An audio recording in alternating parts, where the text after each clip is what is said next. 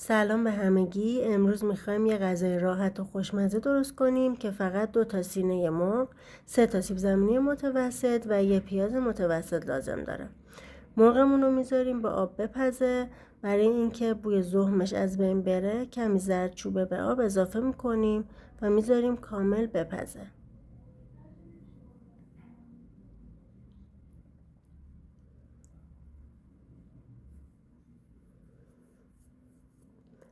بعدش سیب زمینی ها رو خرد میکنیم و میذاریم کامل آب پز شه.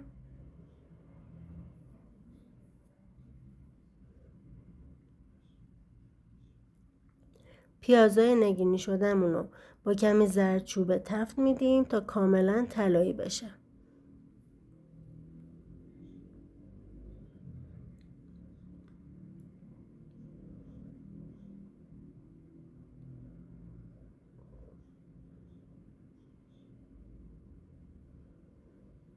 همه موادمون رو بعد از اینکه پختن داخل میکسر میریزیم و کمی فلفل دلمه‌ای، کمی ادویه که شامل پودر پیاز، نمک و فلفل سیاه هست رو بهش اضافه میکنیم.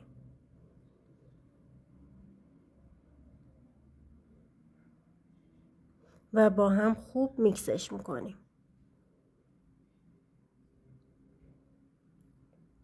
تا به این قوام برسه.